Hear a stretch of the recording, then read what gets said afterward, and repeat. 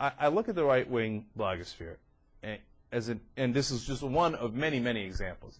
When I see something like this, I think they're full-blown mental. Like, no, but I'm serious about this. Yeah. Like, they don't live in the same rational world we live in. They live in a crazy world.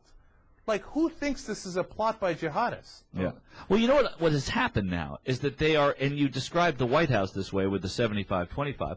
All these people that were in this successful, enclave for a while are now grasping at straws to try and keep hold of it when they're really losing it. And so when Dunkin' Donuts does this, Dunkin' Donuts, by the way, who nobody should eat at, when they do this, they sort of give them some sense of meaning again. But it happens in fits and starts. This is going to become, I would imagine, one of those singular situations. We can't count on that. But it's almost pathetic now. And these are these last straws that they grasp onto. Let me go one step further and say, I wish.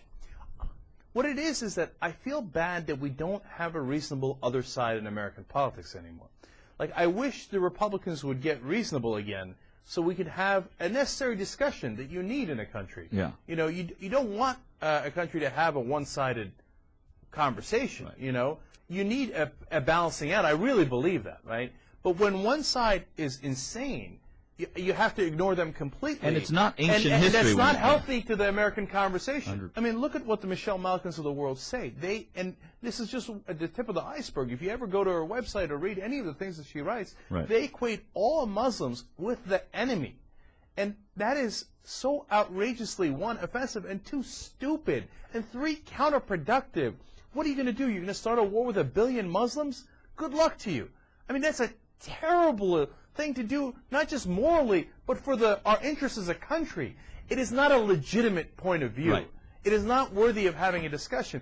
There are some conservatives left in the country. George Will, Andrew Sullivan, Ron Paul. Okay, there's some Bob Barr, Pat Buchanan. Pat Buchanan, you might not like it all, but these are all legitimate points of view where we can have a discussion with these folks and agree and disagree. And you might say, hey, there are parts of them that I don't really like and that I think have bad intentions, etc.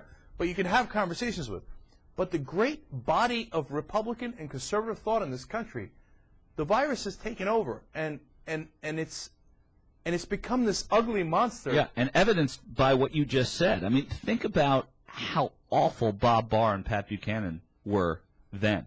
Now they're the ones that you talk about as being reasonable. I mean, right. Literally, Bob Barr was a despicable guy to me. I still don't like him, but now that we point to him as being a reasonable conservative, somebody who can talk about conservative values and conservative politics and conservative fiscal policy, but he was horrible. But now he's like conservative light now.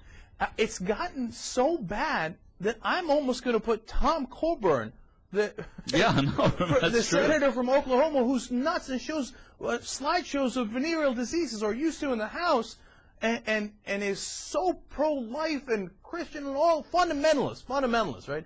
I'm going to put him on the reasonable category of Republicans. Everybody else to the right is crazy, but he's crazy, but at least he has some economic points where you can go, okay, that's a legitimate and interesting conversation we can have, right? Whereas the Michelle Malkins of the world, they're nuts, and I want to have a conversation with them, but I can't because they don't make any sense. Over donuts at Krispy Kreme.